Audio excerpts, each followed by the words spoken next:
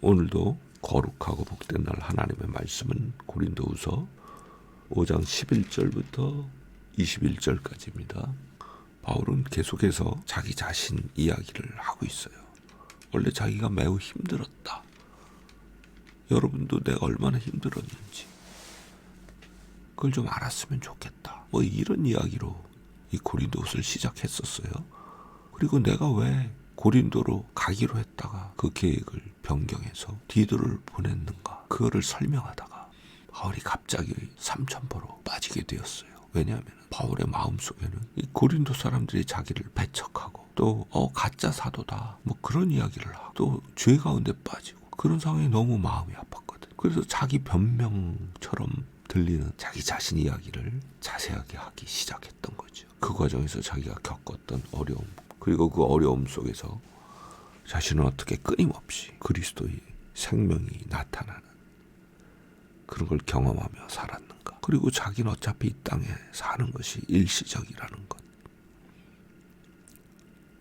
이 땅에 사는 동안 잠시 살아가는 육체, 그게 무너지면 자기는 주님과 함께 거할 것을 알기 때문에 낙심하지 않는다.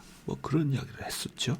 근데 오늘 읽을 5장 11절부터는 조금 더 본질적인 이야기로 들어가요. 읽으면 이게 얼른 마음에 닿지 않을 거예요. 바울이 무슨 이야기를 하는 거지? 그런 의문이 들죠. 너무 실망할 필요 없다고 얼마 전에 이야기했죠. 바울의 글이 착착 마음에 감기듯이 이해가 된다. 그건 너무 어려운 일이거든요. 그래서 매우 중요한 몇 구절을 오늘 집중해서 읽으면 좋겠는데요.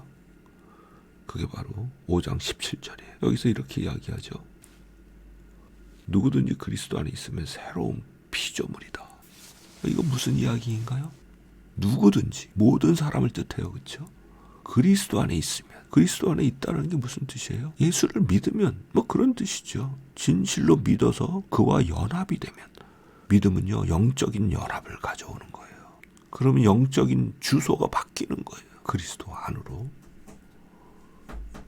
말하자면 영적인 소속, 그게 바뀌는 거죠. 그걸 그리스도 안에 있다라고 표현하는 건데, 누구든지 그리스도 안에 있게 되면 새로운 피조물이다. 원래 우리는 하나님이 지으신 피조물이잖아요. 근데 그 상태로 있지 아니하고 그리스도 예수를 믿어서 그와 영적인 연합이 이루어지면 전혀 새로운 존재가 된다. 이거 우리 경험하고 맞지 않아요. 그렇죠? 예수를 믿기 전이나 후나 나는 똑같은 사람이지. 같은 이름을 가지고 내 몸이 갑자기 키가 20cm가 커지는 것도 아니고 얼굴이 달라지는 것도 아니에요. 그럼 이 새로운 피조물이라는 게 뭐냐? 이 구절은 구약성경 이사야에 나오는 하나님의 예언의 성취를 뜻한다. 무슨 말이냐? 이사야 65장 17절이에요. 보라 내가 새하늘과 새 땅을 창조하라니 이전 것은 기억되거나 마음에 생각나지 아니할 것이라. 이사야 선지자를 통해서 하나님께서는 전혀 다른 세상, 완전한 의로움과 공의가 회복된, 불의가 사라진 그런 세상, 고통당하는 자가 회복된 세상,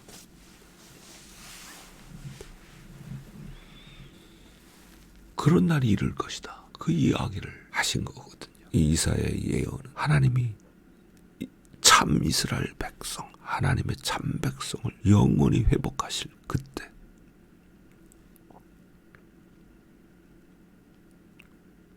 하나님이 친히 왕이 되시고 그들이 온전히 그 왕의 다스림 가운데 놀라운 삶을 누리는 그때를 이야기한 거예요. 그거는 18, 19절, 20절을 읽어보면 알 수가 있어요. 너희는 내가 창조하는 것으로 말미암아 영원히 기뻐하며 즐거워할지니라. 19절 뒷부분에 보면 이런 구절도 나오죠. 우는 소리와 부르짖는 소리가 그 가운데서 다시는 들리지 아니할 것이다. 놀라운 회복된 세상을 이렇게 표현하고 있어요. 66장 22절에도 이런 표현이 나오죠. 내가 지을 새하늘과 새 땅이 내 앞에 항상 있는 것 같이 너희 자손과 너희 이름이 항상 있으리라. 하나님께서 지으실 새하늘과 새 땅, 그 새하늘과 새 땅의 창조가 이미 예수 그리스도를 통해서 이루어졌다. 그리고 예수 그리스도와 믿음으로 연합한 너희, 예수 그리스도 안에 있는 자는 그 새하늘과 새 땅에서 살아가는 새로운 존재로 이미 만들어진 거다. 하나님의 그 약속이 너희 가운데 이루어졌다. 그 이야기를 이 새로운 피조물이라는 단어로 표현한 거죠. 즉 영원한 종말의 이때에 이루어질 하나님의 약속이 예수 그리스도를 믿음으로 이 땅을 살아가는 인간에게 현실이 되었다. 질적으로 전혀 다른 새하늘과 새 땅에서 살아가는 다른 차원의 생을 살아가는 존재가 되었다. 이건 마음이 변화됐다 이런 차원이 아니에요. 질적으로 하나님의 생명 수준으로 살아가는 존재가 되었다. 바울 자신이 그렇게 되었고 바울의 편지를 받은 고린도 사람들 그리고 누구든지 예수를 믿는 그래서 그리스도 안에 거하는 자들은 그러한 생명을 가진 자가 되었다. 그런 생명을 가진 자들은 하나님과 화목한 자가 된 것이고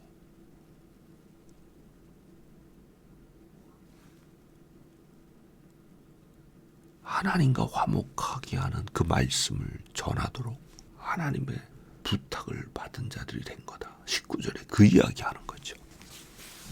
그래서 그것을 20절에는 그리스도를 대신하여 사신이 되었다. 이런 표현을 하는 거예요. 그런데 그 본질은 새로운 존재가 되었다.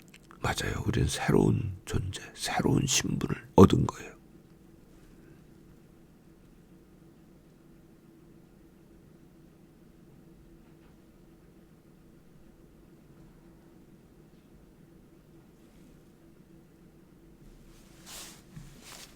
이렇게 그리스도 안에서 새 피조물 된 우리, 하나님과 화목하게 된 우리, 이 화목하게 하는 말씀을 부탁받은 우리, 오늘도 그리스도의 사신으로서 이 놀라운 생명의 말씀을 온 삶으로 경험하며